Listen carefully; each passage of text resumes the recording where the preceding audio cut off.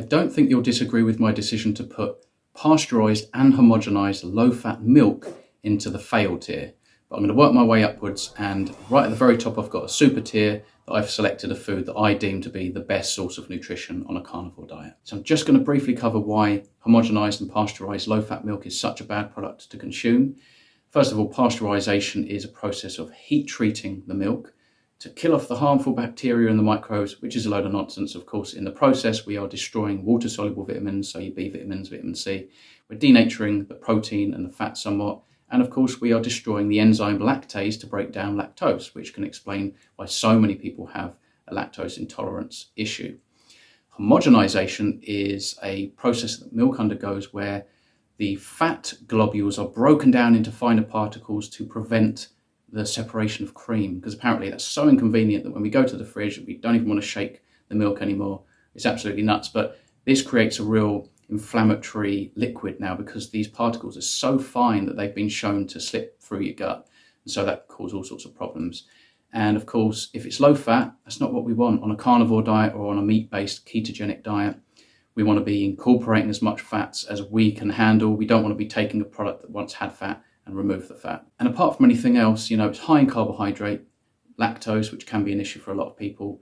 That can be a problem also if you struggle moderating your dairy intake or carbohydrate intake.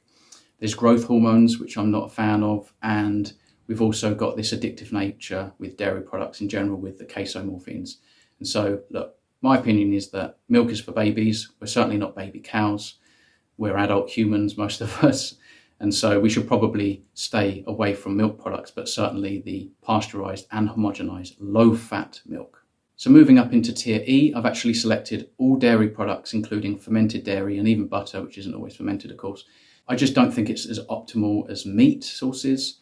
I don't think that we should be basing our meals around dairy. And cheese, of course, 90% of the protein is casein protein.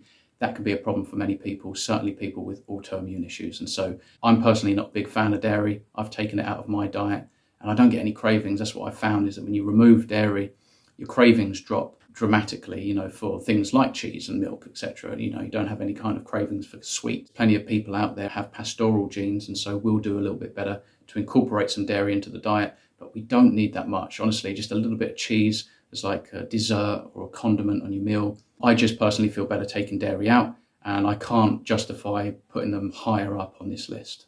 So going up into the D tier now, I've actually selected pork, chicken and shellfish, which I understand are totally different from one another, but the reason why. So chicken isn't that consistent with our ancestry in our past. We haven't eaten loads and loads of chicken. It's just too lean.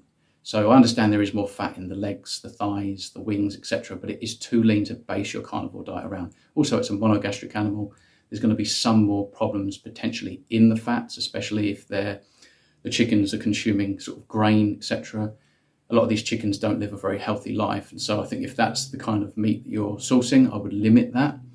Obviously, buy what you can afford. The higher quality pastured chickens are going to be healthier, the fatty acid profile, etc. Great source of protein, no doubt. I mean, this is a healthy source of nutrition, but it's not something you want to eat in abundance.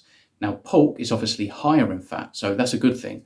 But once again, it's a monogastric animal. I think there can be some problems with the fats, certainly if the pigs are eating grain and stuff they wouldn't really gravitate towards naturally. When I occasionally consume pork, maybe once every 2 or 3 weeks now, it's Iberica pork. The pigs are healthy out in the wild, roaming into a forest, eating almost exclusively acorns. And so that's a healthier source of nutrition. They're going to have decent levels of D3 and K2. All pork products seem to be pretty high in B1, but I wouldn't necessarily predominate pork to get your B1 or your D3 or your K2. It's not as beneficial as consuming ruminant meat, for example. Now, shellfish, another great source of nutrition, lots of minerals, etc. But again, high in protein, not enough fat. And so it's not something I believe we ate loads of. I think that we ate more fish than shellfish. Again, if you're in a situation where you can't catch anything and you have some shellfish, of course you're going to eat that. It's delicious, it's very nutritious, but it's not something, again, you want to base your diet on. So there's a bit of a common theme here. As I creep up the tiers, we're going to get into some better nutrition, which you can consume more in abundance, more frequently, and there's a better balance of fatty acids and amino acids, etc. Now, tier C, I've actually selected eggs. So eggs are great. They're practically a complete food source. I would preference duck eggs over chicken eggs. Duck eggs are going to be higher in omega-3 fatty acids, retinol, provitamin A, B12 and folate, but chicken eggs are actually higher in D3 and choline is excellent for the brain. So feel free to kind of mix it up. Eggs are pretty ancestrally consistent. I just don't believe we would have been consuming them daily, right? It would have been seasonal, would have been when we stumbled across them. I don't think that we had a load of chicken coops 50,000 years ago, let alone 300,000 years ago. So I would certainly feel comfortable including lots and lots of eggs into your diet if you do well on them. Obviously, if there's any problems, maybe take the whites out, maybe try duck eggs, and then if you still have issues, obviously just take them out. But I think that they're a great addition to, your steak, your ribeye, add some butter, cook in tallow, all that kind of stuff. Who doesn't like eggs? Eggs and bacon, delicious. So going into tier B, I've selected oily fish. And I think that oily fish and just fish in general have been a very important food source throughout human history for survival and development. So there's a lot of evidence to show that the omega-3 fatty acid content in fish and other seafood has contributed to the growth of our brain. And that's why 10 to 20% of all the lipids are comprised of DHA, docosahexaenoic acid. We should all preference wild. I understand there's some concern about heavy metals, etc. I mean, it's worth considering perhaps. Sardines are going to be a little bit higher in lead, less so in mackerel and salmon, but then conversely, salmon is going to be higher in mercury and then mackerel and then sardines. So I quite like to mix these up. I wouldn't eat them every single day. I basically incorporate fish once a week on my modified lion diet to enjoy a surf and turf meal. In my opinion, fish goes really well with lamb. I had no idea. It sounds kind of like a weird combination, but it's a match made in heaven. I often eat a lot of the salmon and the mackerel and even the sardines raw. I understand that that's not for everybody. But I just find it's quite nice to incorporate a bit of fish here and there. I believe in the importance of the extra omega-3 fatty acid content. So we're nearly at the top now, and in tier A, I've selected quite simply all ruminant animals. And the reason being, ruminant meat, fatty ruminant meat, is the most ancestrally appropriate and consistent food in human diets throughout history. When we look at stable isotopes, this is what human beings have predominated, lots and lots of fatty ruminant meat. Whatever you can get your hands on, this stuff is the most nutritious and the least inflammatory. The fact that they have to process what they're eating through 4 stomachs, by the time it's now on your plate, the fats and the proteins, it's just pure nutrition. And I think, in my opinion, and also within this category, when I say ruminant meat, I'm not talking about buying 1 cut of meat and having it with eggs every single day. In my opinion, the better way forward would be to enjoy a spectrum of different cuts, right?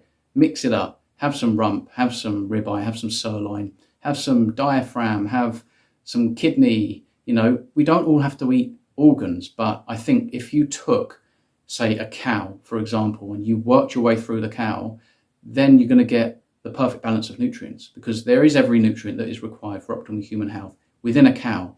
But if you're only eating ribeyes every single day, maybe you're going to fall short on certain things. This is just my opinion, of course. But to me, as much as ribeye and eggs cooked in butter, salt to taste, water to thirst is fantastic, most likely going to thrive on that diet. I just think it is more sustainable to include more variety, so different cuts of meat from a cow, but also include the marrow, also include some organs here and there. You don't have to consume a load of liver, but think about heart. You can have a little bit of kidney. I've had tongue this year, I've had tail this year. And so when we do this, we are getting a different balance of nutrients in different sections of the meat.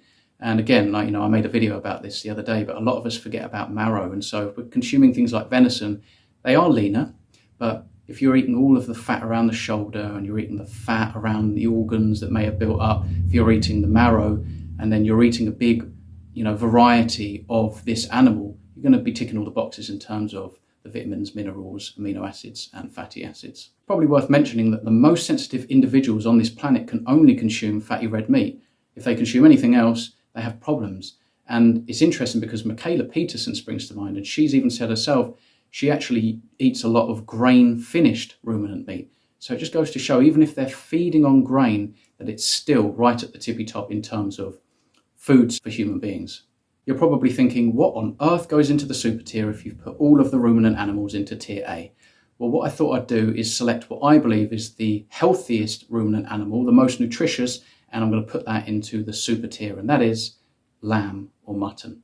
So the reason being is almost exclusively lamb globally is pastured for life, right? So they're out in a healthy environment eating grass for all of their life. Now, it's also lower in histamines because it's not aged for as long. So that is obviously going to be a benefit for certain individuals that have histamine intolerance. And there's also a better concentration of essential amino acids, particularly tryptophan. There's high levels of B2 and B3. There's 10 times the amount of omega-3 fatty acids when compared to beef. There's higher selenium. And so lamb and mutton is excellent in terms of basing your carnivore diet around. And if you're on a lion diet, I would say lamb is probably the way to go, certainly for very, very sensitive individuals. Now, beef is a little bit higher in iron and it's a bit higher in zinc. It's a great source of nutrition. It's my favorite. It's what I eat mostly. About 5 days a week, I eat fatty beef, where the other 2 days I'll have some fatty lamb and I'll throw some fish in there on one of those days. But to me, if you're going to base your diet on one food and you had to pick one food for the rest of your life, I think, red meat is king, but lamb and mutton takes the prize.